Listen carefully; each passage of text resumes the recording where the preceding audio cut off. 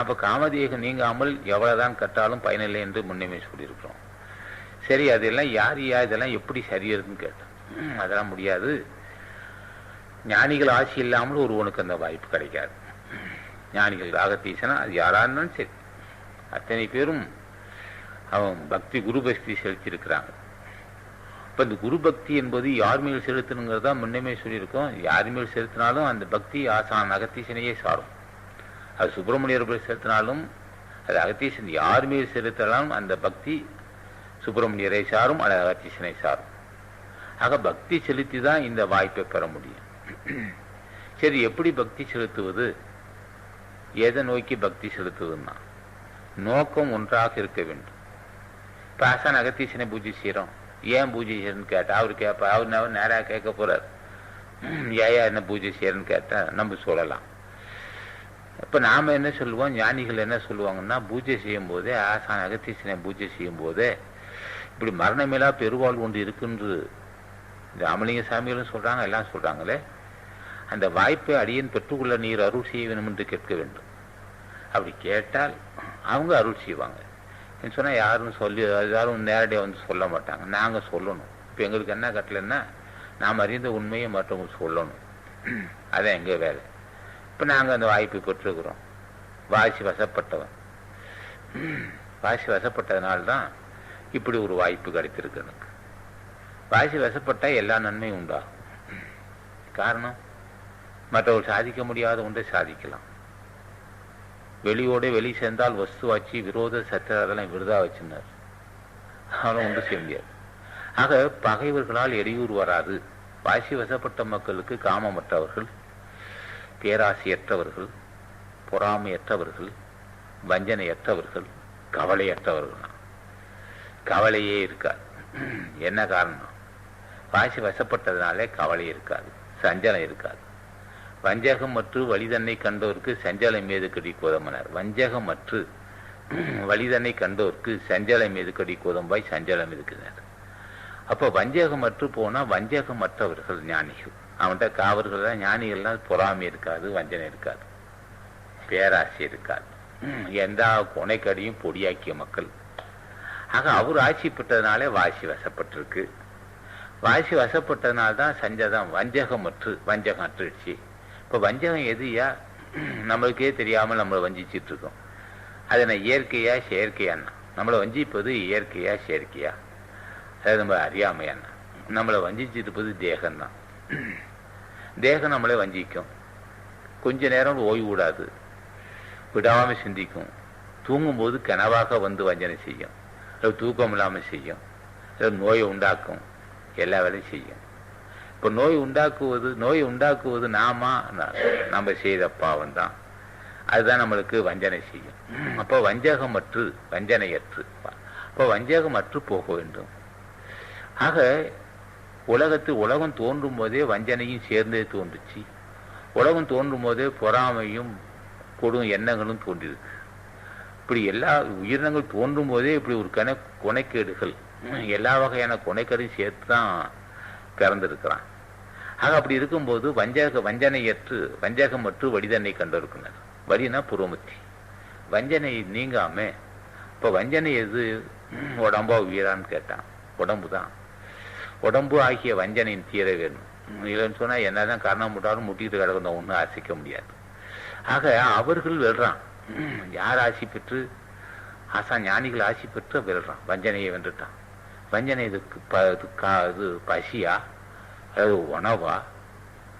பசியா உணவா? அது காமமா? அது இறப்பு பிறப்பான வஞ்சனை. ஆக நமக்கு வஞ்சிப்பது பசி தான். சரி, பசிக்கு உணவு தரலாம்ல, பசிக்கு உணவு தரலாம். ஆக பசிக்கு உணவு தந்தா வஞ்சனை வந்துடும். உணவு கொடுக்காட்டி வஞ்சிச்சிடும் நம்மள, ஆண் உயிரே போயிடும். ஆக இப்படி ஒரு வஞ்சனை. இந்த வஞ்சனையற்று வஞ்சகமற்று வடிதண்டை கண்டிருக்கிறார். அப்ப வஞ்சனை அற்று போகணும்னா என்ன செய்யணும்னா ஒரே ஒரு உபாயம் ஞானிகள்லாம் சொல்லுவோம். சஞ்சலம் இல்லாத வாழ்க்கை வேணும்னா வஞ்சகம் அற்று போகணும்னா. சரி, வஞ்சனை செய்வது எதுயான்னு கேட்டான். பொறாமையா, பேராசை, பொருள் பற்று, பழிவாங்கு எண்ணம்னா. ஒரு வினாடி கூட மனசை நம்ம சாந்தமா வச்சிருக்காது. இதான் வஞ்சகம் மட்டும் வடிதன. அப்போ வஞ்சகம் வந்து இயல்பாவே நமக்கு நம்ம செயற்கையா இயற்கையான்னு கேட்டான். எல்லா உயிரும் தோன்றும் போதே இதை வச்சிருக்கிறான், கூடவே வச்சிருக்கிறார் தாய். ஆக வஞ்சகத்தோடு தான் நம்மளை பிறக்க வச்சிருக்கிறா, வஞ்சகத்தோட வாழ செய்யறா, வஞ்சகத்தோட வீழ்த்திடுறா. அப்ப இப்படி ஒரு பிறவி இருக்கு. அப்ப இதை வந்து புரிந்து கொண்டவர்கள் ஞானிகள். அப்போ ஆசான் இது சொன்னது கொதம்ப சித்தர் சொன்னார். வஞ்சகம் மட்டும் வழிதன்னை கண்டோருக்கு சஞ்சலம் இல்லடி கொதம்பினார். நாட்டத்தை பற்றி நடுவணி சேர்ந்தோருக்கு வாட்டங்கள் எதுக்கடினார். நாட்டத்தை பற்றி நடுவணி சேர்ந்தோருக்கு. அப்ப வழிதன்னை கண்டோர் நடுவணி சேர்ந்தோர்னார். அப்ப வாசி வசப்படுதல் புருவமத்தி ஆகிய சுழிமுனையில். அப்ப நாட்டத்தை பற்றி, நாட்டம் என்பது விருப்பம்னு ஒரு பொருள் உண்டு, கூர்பார்வை செலுத்துவன்னு ஒரு பொருள் உண்டு. நாட்டத்தை பற்றி நடுவணி சேர்ந்தோருக்கு வாட்டங்கள் எதுக்கடி கொதும்பாய், வாட்டங்கள் எதுக்கடினார். அப்போ நாட்டத்தை பற்றி, நாட்டம் என்பது கண்கள், கண்களை கூர்பார்வை பொறுமத்தை செலுத்துவது வாசி வசப்பட்ட மக்கள் தான் செய்ய முடியும். அப்ப கூர்பார்வை செலுத்தினால் அப்ப நாட்டத்தை பற்றி நடுவணை சேர்ந்தோருக்கு, நடுவணை என்பது புருமத்தி சுழிமுனை கதவு. வாட்டங்கள் எதுக்குடி, அங்கே சஞ்சலம் எதுக்கடி, இங்கே வாட்டங்கள் இருக்கும். வாட்டம் என்ன, என் முக வாட்டமா இருக்குன்னா மன வாட்டத்தை வெளிப்படுத்துவது முக வாட்டம். அங்கே வாட்டம் இல்லை அவர்களுக்கு. என்ன காரணம்? பெரியோர்கள் ஆசி இருப்பதனால அவர்களுக்கு வாட்டம் இல்லை. இதெல்லாம் ஞானிகள் சொல்லுவார். அப்போ இந்த புருவமத்தை ஒடுங்குகின்ற காட்டுக்கு பூர்ணம் என்று ஒரு பொருள் உண்டு. பூர்ணம் கண்டோர் பூமியிலே வர காரணம் இல்லை அடி கொதம்பினார். பூர்ணம் என்பது புருவமத்தி. புருவமத்திய ரகசிய தேர்ந்தவர்களுக்கு மீண்டும் மீண்டும் வர வேண்டிய அவசியம் இல்லை. பூர்ணம் கண்டோர் இப்பூமியிலே வர காரணம் இல்லை அடி கொதம்பினார். அவன் ஏன் மீண்டும் வரணும் அவசியம் இல்லைன்னா, இந்த வாய்ப்பை எப்பயா ஒருத்தன் பெறுவான்னா, நீங்களாம் இப்போ இதெல்லாம் ஒரு வாய்ப்பை பெற்றிருக்கலையே, எங்களுக்கெல்லாம் அந்த வாய்ப்பு இல்லையான்னு கேட்டான். இருக்கு, நாங்கள் எல்லாம் சொல்லி வச்சிருக்கிறோம். கரூர் ரோமரிஷி வந்து முதுபெரு ஞானி. அவரே சொல்றார், காப்பான கரூரார் போகநாதர்னார். நான் ஏன் இந்த பாடெல்லாம் பாடியிருக்கோம்னு சொன்னா, இந்த துறையே அடிபணிந்து வருவதாகும். ஒவ்வொருவரும் ஞானிகள் ஆசி பெறாம வர முடியாது. நான் முற்று பெற்றிருக்கிறேன், முற்று பெற்ற ரோமரிஷியாகி நான் சொல்றேன், நீங்க முன்னேற வேணும் என்பதற்காக சொல்லியிருக்கிறோம். இப்போ என்னுடைய சீடன்தான் கரூர் முனிவர். நான் இந்த அவர் தோன்றுவதற்கு முன்னே இதை பாடிச்சிருக்கேன், காப்பான கரூரார் போகநாதன். இந்த பாடல் பாடிய நோக்கமே நீங்களும் நாட்டத்தை பற்ற வேண்டும் என்றும், நடுவனை சேர வேண்டும் என்றும், வஞ்சகமற்று இருக்க வேண்டும் என்றும், சஞ்சலம் அடையக்கூடாது என்றும், பூரணம் கொண்டோர் பூமியிலே வர காரணம் இல்லை என்று சொன்னது போல நீங்கள்லாம் முன்னேற வேண்டும் என்பதற்காகத்தான் இந்த காப்பான கரூரான்னு சொன்னேன். ஏன் எடுத்த உடனே காப்புன்னு சொன்னேன்னா, காப்புனா பாதுகாப்பு. அதுல முதல் பகுதியாக வருவது, முதல் தலைவனாக வருவது கரூர் முனிவர் தான். தஞ்சை பெரிய கோவிலை ஸ்தாபித்த மா முனிவன் கரூர் முனிவர். அதனால்தான் காப்பான கரூரான்னு சொன்னார். சரியா, மற்றவங்க அருள் செய்ய மாட்டாங்க. நான் எல்லாரும் எங்களுக்கு தெரியும். நீ கரூர் முனிவன் சொன்னா கொதம்ப மகரிஷி தெரியும். நீ கரூர் முனிவன் சொன்னா சட்டமணியாகி எங்களுக்கும் தெரியும். நீங்கெல்லாம் உலக மக்கள் முன்னேறி வேணும் என்பதற்காக தான் இந்த பாடெல்லாம் லகுவா படியிருக்கிறோம். 3ஆம் வகுப்பு படிக்க மாணவன் இதைக்கு படிப்பான். காப்பான ரொம்ப கடினம் இல்லாத சொல்லியிருக்கிறோம். காப்பான கரூரார் போகநாதன் சொல்லியிருக்கிறோம். ஏயா, போகநாதருக்கும் கரூர் முனிவருக்கும் இடைவெளி வித்தியாசம் இருக்குது. ஒரு 100 வருஷம் முன்ன பின்னே வந்தவர்கள். போக மகரிஷி முதுபெரும் முதன்மையானவர்.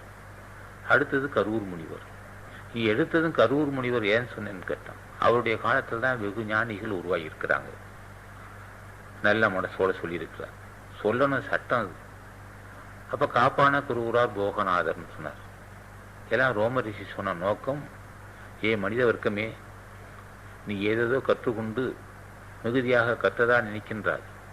உன் கல்வி பயன்படாது. காலப்போக்கில் உன் கல்வி உன்னை கழுத்தெடுத்துரும். உன் கல்வி பயன்படாது. ஆகவே நீ உனக்கு ஒரு பாதுகாப்பு சொல்றேன், கேட்டுக்கொள். முதல் தலைவன், முதுபெரும் தலைவன் கரூர் முனிவர். உனக்கு பாதுகாப்பாக எப்போதும் இருப்பார். கரூர் தேவா என்றால் கலங்காத மகனே என்று சொல்லுகின்ற வல்லமை கரூர் முனிவனுக்கு உண்டு. ஆகவே முதலாக உனக்கு பாதுகாப்பு சொல்லியிருக்கிறேன். காப்பான கரூரார் போகநாதன். போகநாதர் முதுபெரும் ஞானி.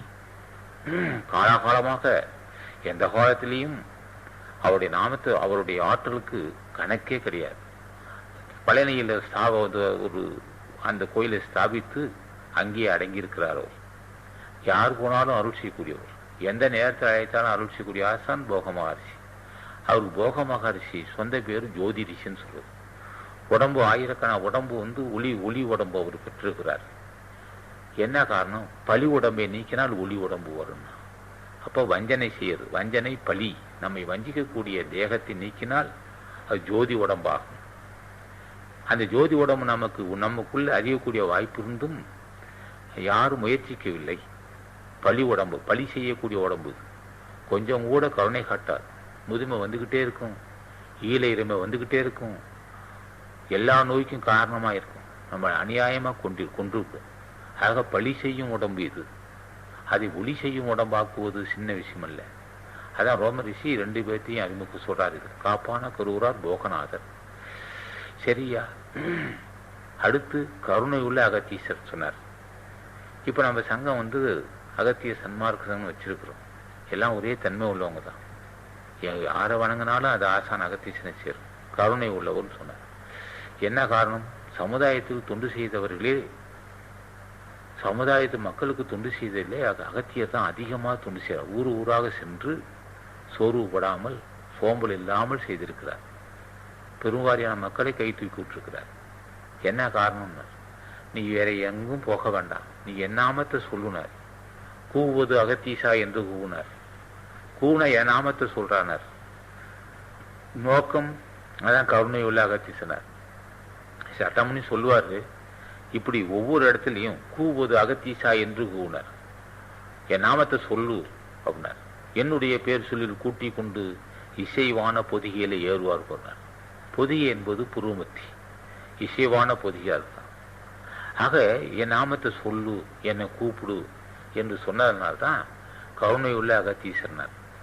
மேலும் இந்த காலகட்டத்தில் இந்த வழிபாடெல்லாம் கல்வியறி மிகுத்திருப்பதாலும், இந்த வழிபாடு ஊரெங்கும் உலகெங்கும் பரவுவதாலும் இந்த காலகட்டத்தில் ஞானிகள் மிகுதியாக வருவார்கள். ஆக கருணையுள்ள அகத்தீசர் என்பதனாலே இப்படியெல்லாம் அகத்தியரை பெரும்புவற்றை அடைந்தோராவார். அம்மம்மா வெகு தெளிவாக உருவாக்குதனர். இது புஜன மகரிஷி சொல்வார். புஜன மகரிஷி என்றாலே 7 லோகமும் கிட்டு நட்டுங்கன்னா அப்பேற்பட்ட ஆசான் இந்த வார்த்தையை பயன்படுத்துவார். ஆக இதெல்லாம் ஞானிகள் சொல்லுகின்ற நோக்கம், பெரியவராகிய கருணை உள்ளவர் சமுதாயத்தின் மீது ரொம்ப தொண்டர்களுக்கெல்லாம் ஞானம் உண்டாக வேண்டும் என்று நினைத்தவர் ஆசான் அகத்தீசர். ஆகதான் கருணை உள்ள அகத்தீசர் சட்டைநாதனர். 4ஆம் இடமாகிய சட்டை முனியும் அவரும் பெரிய பல பேருக்கு சொல்லி கொடுத்துருக்கிறார். சொல்லி கொடுக்கறது என்ன, மூச்சு காட்டுல சொல்லுவாராம். மூச்சு காட்டுல சொன்னா என்ன, செத்துக்குவோம். ஆக பக்தி நிறையை போதிப்பார்கள். பக்தி நிறையை போதிப்பது நோக்கம். பக்தி இல்லை என்றால் இந்த இடத்துக்கு வரவே முடியாது. அப்போ கருணை உள்ளவர் என்றும், அவர் கௌரவ முனிவர் காப்பு நமக்கு பாதுகாப்பாக இருப்பவர் என்றும், ஆகவே போக மகரிஷி அருள் செய்ய பெற வேண்டும் என்றும், கருணை உள்ள ஒரு அகத்தியர் என்றும் ரோமரிஷி நமக்கு அறிமுகப்படுத்துகிறார். ஆக அவர் புஜன மகரிஷி சொல்லுற புஜன மகரிஷியை சொல்லுவது போல இவர் அகத்தியரே தம்மை கூ என்று சொல்வதனாலே சட்டமுனியும் அப்படித்தான். சட்டமுனியும் மிகப்பெரிய வல்லமுள்ளாசான். என்ன சொல்வார், நான் அம்மான்னுவது என்னை கூப்பிடுனாரு. என்னை கூப்பிட என்ன இன்னும் அம்மாவா அப்படின்னு கேட்காதே, நான் அம்மா தான். அம்மானா அந்த காலத்து பெரிய ஒரு பயில்வான். சரி, நான் ஒரு அம்மா தான். என்ன காரணம்னா, என்னை நீ எந்த நேரத்தில் அழைத்தாலும் சரி, அது இரவு நேரமாக இருந்தாலும் சரி, பகல் நேரமாக இருந்தாலும் சரி, அது வழிபோக்கில் பிரச்சனை இருந்தாலும் சரி, அது பகையாக இருந்தாலும் சரி, வறுமையாக இருந்தாலும் சரி, என்னை நீ கூப்பிடுமாறு. என்னன்னா அந்த அளவுக்கு வல்லமுள்ள சட்டம் கருணை உள்ள அகத்தீச சட்டைநாதன். இப்போ கோப்பான கோரக்கர் பதஞ்சலியார்னு சொல்லுவாங்க. எல்லாம் பெரிய பெரிய ஞானிகள் தான். ஆக இதெல்லாம் கொங்கண மகரிஷியும் பெரிய பெரிய மகான்கள். கொங்கண மகரிஷி கிட்டத்தட்ட 517 பேரை நில உயர செய்திருக்கிறார். என்னையா இவங்கெல்லாம் மூச்சு காட்ட சொன்னாங்க. மூச்சு காட்டலாம் சொல்ல மாட்டாங்க. மூச்சு காட்டு தலைவனா நடத்தி தர வேணும். நம்ம இஷ்டமா செஞ்சோம்னா பிரச்சனை வந்துடும். ஆக என்ன அடிப்படை இருக்குன்னா, ஏன் இதெல்லாம் பெரியவங்க சொல்லி வச்சிருக்காங்கன்னு சொன்னா, யாராவது அவர்கள் முன்னேற வேண்டும், ஜென்மத்தை கடைத்தேற்ற வேண்டும். இப்போ ஜென்மத்தை கடைத்தேற்றுவதும் போது சாதாரண விஷயம் இல்லை. ஐயோ மெத்தக்கடின்னு சொல்லுவாங்க. ஆக கருணை உள்ள அகத்தீசரையும் சட்டமுனியையும் கோப்பான கோரக்கர் பதஞ்சலி முனிவரையும் கூர்மையிலே எடை காட்ட சண்டிகேசர் கோப்பான கொண்டுறார். அப்போ காப்பான கருவூரார் போகநாதர் கருணை உள்ள அகத்தீசர் சட்டைனார் மூப்பான கொங்கனரும் பிரம்மசித்தர் முக்கியமாக மச்சமணி நந்தி தேவர் கோப்பான கோரக்கர் பதஞ்சலியார் கூர்மையிலோ எடை காட்ட சண்டிகேசர் வாப்பான வாதத்திற்கு ஆதியான வாசமுனி கமலமுனி காப்பா அத்தனை இந்த இருக்க 14 பேர் தான். இந்த 14 பேரும் நினைத்தா இந்த உலகத்தை பொடியாக்குவாங்க, நினைத்தாலும் இந்த உலகத்தை உண்டாக்குவாங்க. ஆனால் அவங்க செய்ய மாட்டாங்க. அவ்வளோ வல்லமை இருக்குது, எதை வேணாலும் செய்யலாம். இப்பேற்பட்ட ஞானிகளை இப்பேற்பட்ட ஞானிகளை அறிமுகப்படுத்தியிருக்கோம். இது நம்ம திட்டமா இல்லை ஞானிகளை உருவாக்கிறதுங்கிறது நம்ம திட்டம் இல்லை. இப்படி ஒரு கூட்டத்தை உருவாக்கணும் ஞானிகளை உருவாக்கி இருக்கிறாங்க. ராமலிங்க சாமிகளும் ஞானிகளை அறிமுகப்படுத்தாமலே எல்லாம் வல்ல அருள்பெருஞ்சோதி ஆண்டவன் சொல்லிட்டார். அதனால நாம இப்போ இது இப்படி இருக்கணும் சட்டம் இருக்குது. நாம அந்த காலத்துல ஞானிகள் ஞானசித்திர காலம் என்பதனால ஞானிகளை அறிமுகப்படுத்தி திருவடியப்பட்ட நாம தோன்றோம். நாங்களும் செய்கிறோம், நீங்களும் செஞ்சிருக்கீங்க. ஆக எந்த வகையில் ஆராய்ந்து பார்த்தாலும் ஜென்மத்தை கடைத்தேற்ற விரும்புகிற மக்கள் பக்தி நெறிதான் முக்கியம், பக்தியை கடைபிடிக்க வேண்டும் என்றும் இதை தவிர வேற வழி இல்லை என்றும், மேலும் ஆரம்பத்திலேயே ஒரு கொங்கண மகர்ஷி அவரும் 517 பேருக்கு சாதாரண மனிதனை கடவுளாக்கியவர். இப்ப கடவுள் யாருன்னு கேட்டான், விகாரமற்றவன் காமமற்றவன் கடவுள், பசியற்றவன் கடவுள், பேராசையற்றவன் கடவுள், பொறாமையற்றவன் கடவுள், கவலை இல்லாதவன் கடவுள், முதுமை இல்லாதவன் கடவுள், இதுதான் கடவுள். ஆக இப்பேற்பட்ட ஒரு வாய்ப்பை அடையறதுக்கு நாமெல்லாம் ஞானிகளை பூஜை செய்யன்னு சொல்றோம். மேலும் கொங்கண மகரிஷியும் இதான் சொல்லுவார், அகத்தியமா ரிஷி நமா என்றோதுனார். ஏன் சொன்னார்னாரு, இதெல்லாம் கடந்து போகணும். இப்போ ஒரு மனுஷன் செத்து கிடப்பான், 80-90 வயசு செத்து கிடக்கிறான்னு சொன்னா ஏதாவது வென்றிருக்கான்னு கேட்டான். ஏன்னா எத்தனை வயசுலும் வாழ்ந்திருக்கான்னு கேட்டான். அவர் 90 வயசுலும் வாழ்ந்திருக்காருன்னா, 90 வயசுலும் வாழ்ந்தாரு, என்ன சாதிச்சான்னு கேட்டான். இவன் என்ன 90 வயசு இருக்கா, அந்த பேர் புளியமாக 2000 வருஷம் இருக்குன்னா. அவரு சொல்லுவான் சில பேர், நான் 85 வயசு ஆச்சுன்னா. நல்லா ஆச்சுடா, நாங்களும் வயசு சொல்ல மாட்டோம், நல்லா ஆச்சு அவனுக்கு 85 வயசு. இங்கே இருக்க புளியமரத்துக்கு 2000 வருஷம் ஆச்சுன்னா 85 வயசுல நீ என்ன செஞ்சேன்னு கேட்டான். யார் எனக்கு சொல்லி கொடுத்தான்? அப்படியே சொன்னாதான் நீ கேட்பானா? அவன் தான் வேணே இருக்க, வேணே என்ன கேட்பான்? அவன் கேட்க மாட்டான். ஆக இது வெல்ல முடியாத ஒன்று மரணம். அதை வெல்ல வேணும்.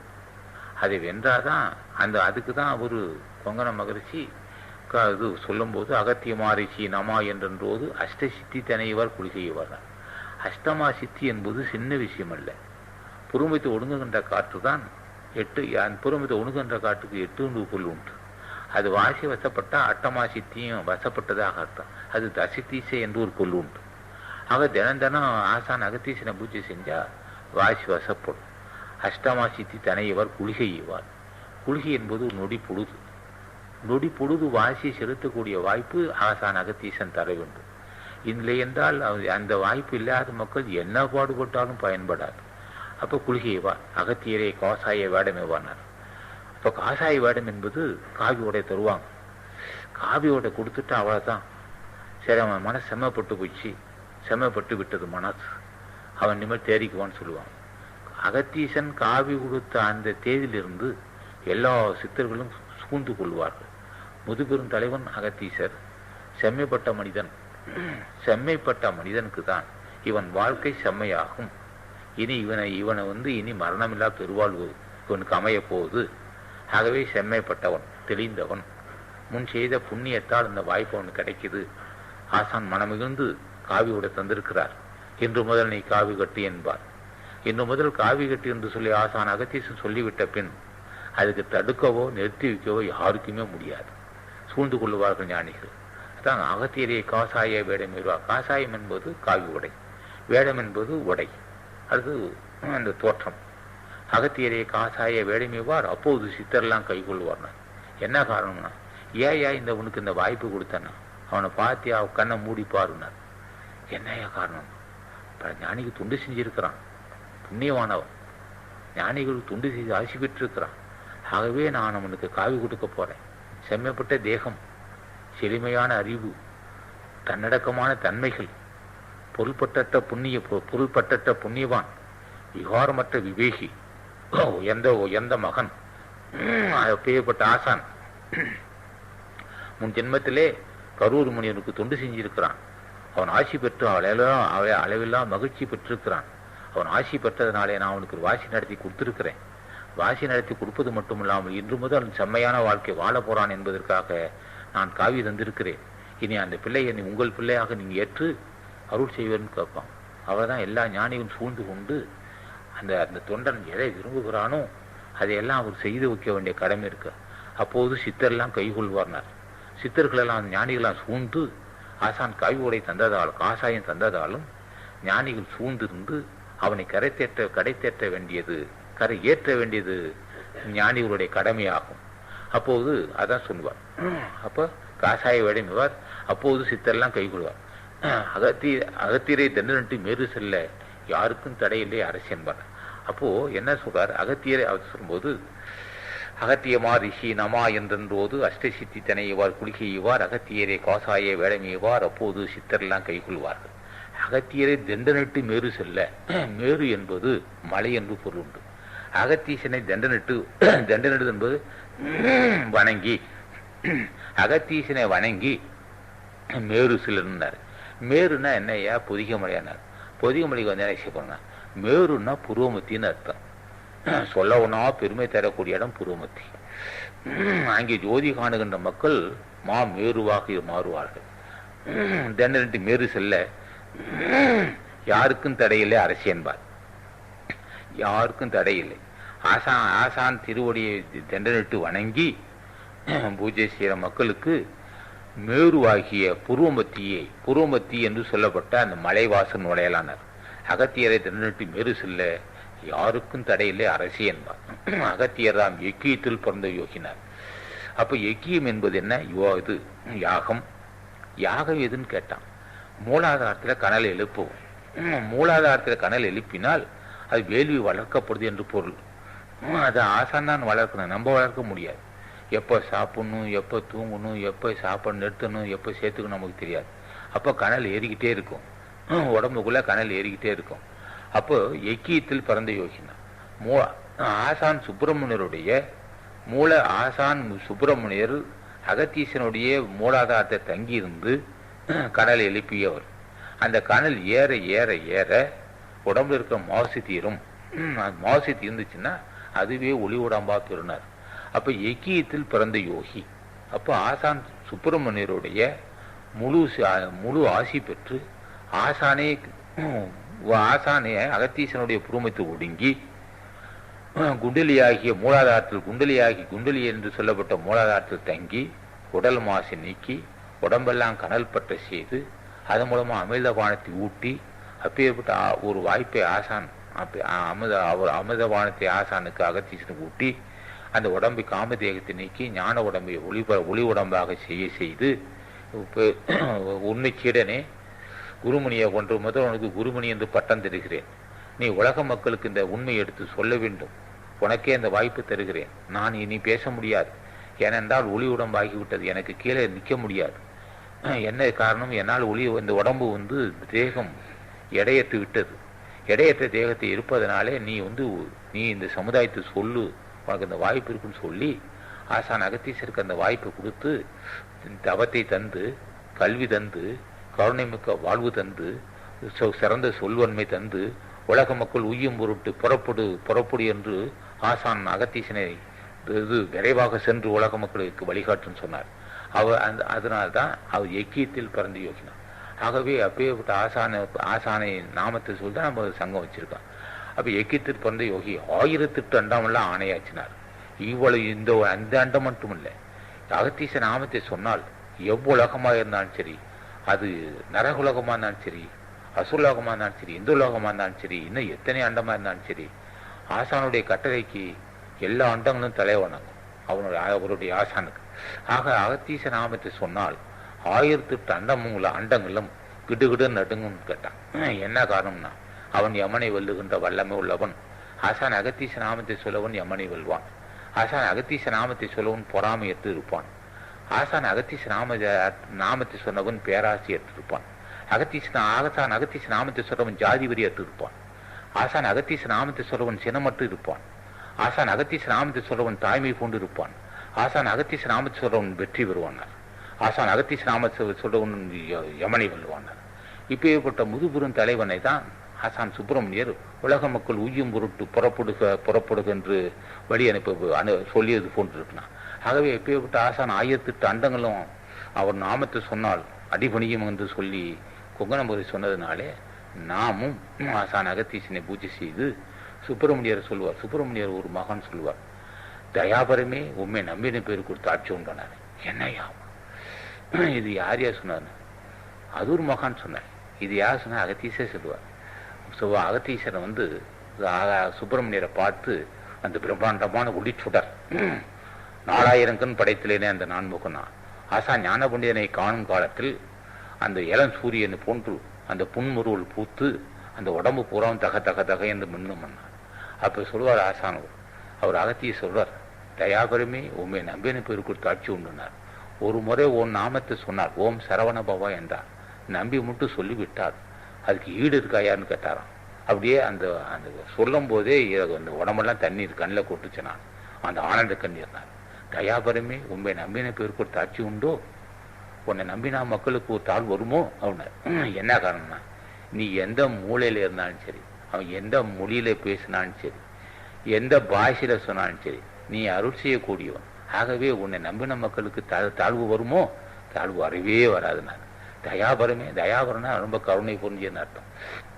கருணை பொருந்தியவனே, உன்னை உன் திருவடியை நம்பி பூஜை செய்த மக்களுக்கு தாழ்வு வருமோ அப்படின்னு ஆசான் சொல்றார். அகத்திய சொல்றார், தயாபரமே உண்மை நம்பின பேருக்கு ஒரு தாழ்ச்சி உண்டோ, தாழ் வருமோ? மயாமரமே என் பிறவி கடலின் மருந்து சொல்லுனார். இங்கே எதிரிக்காக சொல்லுவது மயாமரம் தயாபரம்னா.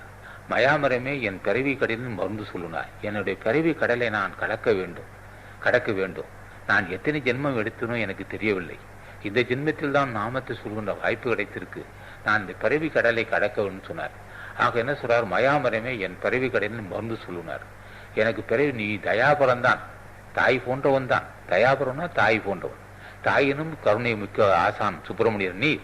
நான் இந்த பிறவி கடலை கடக்க வேண்டும், நீர் எனக்கு அருள் செய்யன்னு கேட்டான். மயாமரமே என் பிறவி கடலின் மருந்து சொல்லுனார். நான் பிறவி கடலை கடக்க வேண்டும், அதுக்கு ஒரு மருந்து சொல்லுனார். தியாபரமே உன் இருத்தால் வணங்க திருவள்ளுனர். ஆக பிறவி கடலை கடப்பதற்கு உன்னுடைய திருவடிதான் எனக்கு வேணுனார். தியாபரமே உன் இருத்தால் வணங்க திருவள்ளுனர். உன்னுடைய திருவடி இல்லாமல், உன்னுடைய ஆசை இல்லாமல் திருவடியை பற்ற என்னால் முடியாது. ஆகவே நீ தயாபரமானவன், தாயினும் மிக்க கருணை பொருந்தியவன் என்றும், அதே சமயத்தில் என் பிறவி கடலை கடப்பதற்கு மருந்து சொல்லுகின்றவன் என்றும், அதே சமயத்தில் உன் திருவடி பட்டுவதற்கு எனக்கு வாய்ப்பு தர வேண்டும் சொன்னார். தியாபரமே உன் இருத்தால் வணங்க திருவள்ளுனார். உன்னுடைய திருவருளை, உன்னுடைய நாமத்தை சொல்லவே எங்களுக்கு எந்த அருகதையும் இல்லாத நான் உன் நாமத்தை சொல்லுவதற்கு வாய்ப்பு தந்திருக்கு. தியாபரமே உன் இருத்தால் வணங்க திருவள்ளுனார். உன்னுடைய திருவடியை வணங்குவதற்கு நீரே எனக்கு அருள் செய்யினார். ஏன்னா நம்ம என்ன செய்வோம், பூஜை செய்யும் போது உன்னுடைய திருவடியை பட்டுதற்கரியவன் கேட்கணும். அப்ப அருள் செய்யணும் கேட்டாதான் செய்வாங்க. உன்னுடைய திருவடியை பட்டதுக்கு நீ அருள் செய்யனாதான். தியாபரமே உன் இருத்தால் வணங்க திருவள்ளும். தியாபரம் இதெல்லாம் எதுகைக்கா வர்றது. இப்ப தயாபரம், மயாமரம், தியாபரம் இது எதுகைக்கா வரும். உன்னுடைய திருவடியை பட்டுதற்கு எனக்கு வாய்ப்பு தருன்னு கேட்பான். ஆக ஜெயாபரமே உன் திருவடி வணங்க சொன்னார். அப்ப சொன்னபோது அவர் சொல்லுவார், தயாபரமே உண்மை நம்பின பேருக்கு ஒரு தாட்சி உண்டோ, மயாமரமே என் பிறவி கடலின் மருந்து சொல்லும், தியாபரமே உன் திருவடி வணங்க திருவள்ளும், ஜெயாபரமே உன் தன் சேவடி நம்பி சேவைப்பினார். ஆக உன்னுடைய சேவடி ஆகிய உன் திருவடியை பற்றி பூஜை செய்தல், உன் நாமத்தை சொல்லுதல், அதுவே எனக்கு பெரும் பாக்கியமாக. ஜெயாபரம் வெற்றி பெறுனார். ஜெயம்னா வெற்றினார். ஆசான் நாமத்தை, ஆசான் அகத்தீச நாமத்தை சொன்னாலும் சரி, ஆசான் சுப்பிரமணிய நாமத்தை சொன்னாலும் சரி, வாழ்க்கையில் வெற்றி ஏற்படும். தோல்விங்கிற பேச்சே இருக்காது.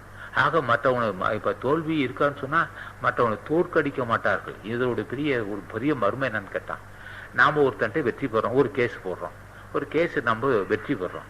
அந்த வெற்றி பெற்றால் நிச்சயமாக அவன் எதிரி தோற்றவனுக்கு மான சோர்வு இருக்கும். அதை இவர் விரும்பவே மாட்டார். அவங்க என்ன செய்வாங்க, வெற்றி எதுன்னு கேட்டான். நான் தோற்று போவதே வெற்றின்னா. என்னையா இதனால் வரலும் வெற்றி காண்பதுன்னா வெற்றி பெறுதான் மகிழ்ச்சின்னு சொல்றான். இல்லை, நான் ஜெயித்தால் நிச்சயம் அவன் மனம் சோர்வடையும். ஆகவே நான் தோல்வியை ஏற்றுகிறேன். அது மிகப்பெரிய அறிவாற்றல், சாதாரண விஷயம் அல்ல. வள்ளுவன் தான் சொல்வான், தோல்வி தொலையறது சால்விற்கு கட்டளை யாதினின் தோல்வி தொலையலார் கொன்னும் குளர்னா. ஆகவே இங்கே விளக்கம் சொல்லும் போது ஜெயம் எதுன்னு கேட்டான், மற்றவனுடன் தோல்வியை ஏற்றுக்கொள்ளுதல்னா அதுதான் வெற்றி. ஆமா, அதான் வெற்றி. மற்றவனை நான் தோல்வியை ஏற்றுக்கொள்கிறேன். ஏன் ஏற்றுக்கொள்ளணும்னா, நான் வெற்றி பெற்றால் நிச்சயம் அவன் மன சோர்வடையும், மன உளைச்சல் ஏற்படும். அதனால் எனக்கு நன்மை கடுகளவு ஏற்படாது. நான் தோல்வியை ஏற்றுக்கொள்கிறேன், அதுவே வெற்றினா. அப்ப ஜெயம் எதுன்னு கேட்டான். பொதுவாகவே ஒரு காரியம் ஒருவன் மற்றவனை வெல்லுதல் என்பது உலக நடையா இருந்தாலும் ஞானத்துறைக்கு அது ஆகாது. அதான் சொன்னா, சால்விற்கு கட்டளை யாதினின் தோல்வி தொலையல்லார் கண்ணும் குளர்னா. சான்றோனுக்கு என்னடா என்ன, சான்றோன் என்று சொன்னால் அவனுக்கு என்ன இலக்கணம்னு கேட்டான். சாதாரண மக்கட்டையும் தோல்வியை ஏற்றுக்கொள்ளும்னு சொன்னானா. சாதாரண மக்கட்டை விட மிகப்பெரிய அறிவாற்றல், மிகப்பெரிய வல்லமட்ட நான் தோல்வி ஏற்றுக்கலாம். ஒரு பொடி பயிட்ட போய் என்ன தோல்வியை ஏற்றுக்கணும்னு சொன்னான்னா அதுதான் ஏன் வெற்றிந்தான். எது வெற்றின்னா, சாதாரண மக்கட்ட தோல்வியை ஏற்று அவன் மன நிறைவுபடுத்துவது எதுவோ அதான் வெற்றின்னா. இதெல்லாம் நடைமுறைக்கு ஒவ்வுமான்னு கேட்டான். மிகப்பெரிய பண்புள்ள மக்கள் இது சொல்வார்கள். வள்ளுவன் சொல்றான், இந்த பெரிய அளவுக்கு எங்களுக்கு ஏதி அறிவுன்னு கேட்டான். போக போக தானே வரும். ஏன்னா ஒரே நாளாக முடியுமா? ஞானம் என்பது என்ன, ஒரு இப்போ 60 கிலோ நீ உடம்பு 65 கிலோ 70 கிலோ 80 கிலோ இருக்குன்னு சொன்னா நீ கிட்டத்தட்ட ஒரு 60-70 டன்னு அரிசி பால் தயிர் குடிச்சிருப்பேன். 60-50 டன்னாவது பால் சர்க்கரை தேன் எல்லாம் பருப்பு குருப்பு சாப்பிட்ருப்பேன். இதுதான் ஒரு 30 டன்னாவது இருக்கும். 30 டன்னு இடம் உள்ள பொருளை சாப்பிட்டா நீ 85 கிலோ இருக்கிற.